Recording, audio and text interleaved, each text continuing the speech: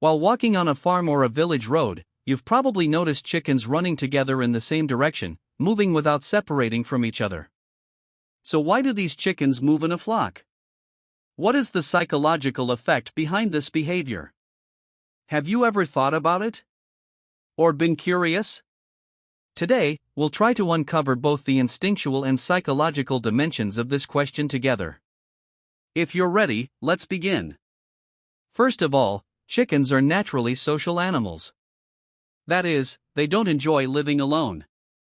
Being part of a group makes them feel safe. The fact that chickens live and move in flocks is the result of an evolutionary process spanning millions of years. They carry forward this process learned from their ancestors and pass this teaching on to their young chicks. One of the main reasons chickens live in flocks is safety. When we look at the traces passed down from their ancestors, this effect becomes clear. Looking at their wild ancestors, wild jungle fowl, we see this. A lone animal's chances of survival drop dramatically, and the last face it might see could be that of a fox or a wolf.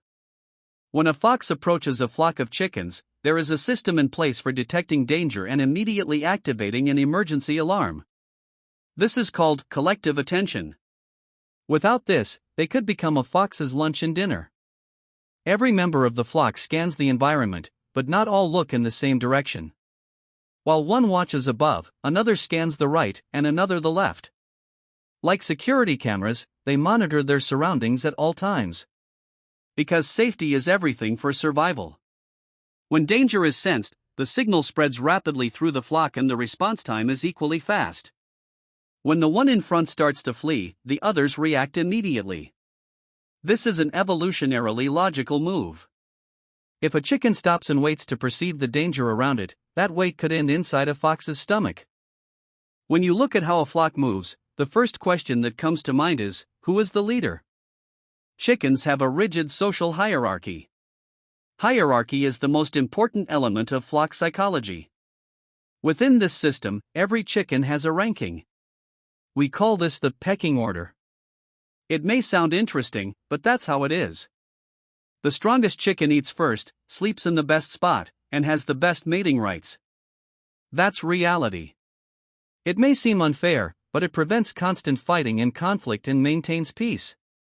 As a result, the energy that would be spent on fighting and conflict is instead spent on feeding and reproduction. More eggs and more delicious meat. But flock movement is not directly linked to this hierarchy. Meaning, when a flock walks together, the leader chicken is not necessarily at the front. Anyone can be at the front. Movement begins not when someone says go, but when someone moves. Mathematicians and biologists worked for years to model this. What emerged was, very few rules are enough to explain flock movement. 3 basic rules. Don't get too close to those beside you. Don't stray too far from those beside you. Move in the same direction as your neighbors. That's it. No central authority. No planning. Just the moment-to-moment decisions of each individual, which together create an orderly wholeness and peace. This concept is called self-organization. And it exists everywhere in nature, schools of fish, flocks of birds, bees, and even humans.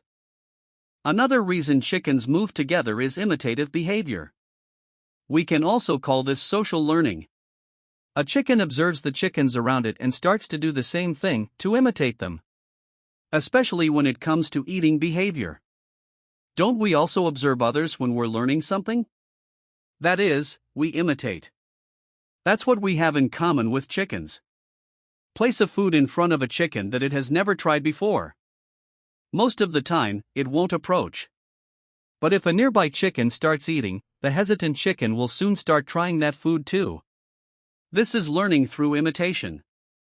Furthermore, chickens learn from what the mother shows them. Chicks learn which seeds are edible and which insects are harmless by watching their mothers. This learning is passed on from generation to generation. In other words, there is a kind of cultural knowledge transfer. For example, when one chicken starts running, the entire flock quickly runs in that direction. You might think a race is taking place. But the situation is actually the collective movement behavior brought about by herd psychology. Here lies a broad spectrum carrying learning, imitation, and social bonds. Separate a chicken from its flock. What happens? The chicken starts making sounds inside the coop. It moves constantly and doesn't stop. The level of cortisol, the stress hormone, also rises. This is a genuine psychological distress. Chickens form social bonds. They have close relationships with certain individuals within the flock. Separation from these individuals causes stress. Chickens left alone for a long time can develop behavioral disorders, feather plucking, refusal to eat, excessive aggression. However, chickens within a flock share this burden, which allows them to behave more calmly. In other words, the flock provides not only physical but also psychological security. The two are not opposites. Both exist simultaneously. Flock behavior is an ideal way to develop strategies in many respects. In moments of danger and uncertain environments, it is the most practical way to make quick decisions and act on them. It is the safest way to survive, to keep producing eggs instead of becoming someone's dinner. But the same behavior causes problems when conditions change. If the entire flock is moving in the wrong direction, every individual within it is also heading in that wrong direction. No one stops to ask, wait, is this right? Because there's no time to ask, or the cost of asking seems too high. Chickens have a feature that reduces this cost: individual scouts. In every flock, there can be bold, curious, action-loving chickens. These curious and bold chickens love exploring new territories and uncertain environments. If they find something, they bring the information back to the flock. If they encounter a dangerous situation, the flock survives with minimal loss.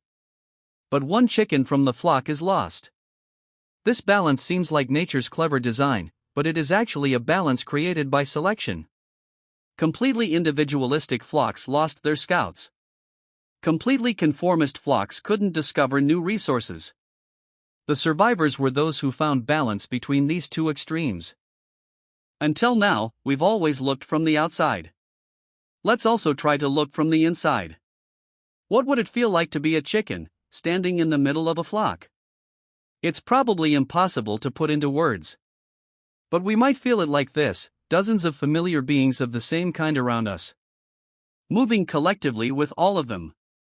When one gets stressed, you give the same reaction. When one eats feed comfortably, somehow you also feel at ease. This is the collective mirror of herd psychology. This is the complete opposite of isolation. A state of constant, physical, and social connection. We can't know how chickens experience this. But when we observe them, one thing is clear: chickens within a flock move more calmly compared to chickens left alone. They eat more to reduce this stress. They sleep longer. For chickens too, being part of a flock does them good. In conclusion, I examined chickens' flock living from both a psychological and cognitive perspective. In this process, I emphasized the importance of the sense of security brought by flock logic in a chicken's feeding and stress management. We discussed how security, communication, learning, and the maintenance of order together form the foundation of a long and peaceful life. After this video, you now have knowledge about the psychology of chickens living in flocks or alone in a coop. I think this video has changed the way you look at chickens roaming in groups. Don't forget to leave comments and share your thoughts about the herd psychology of chickens. See you in the next video.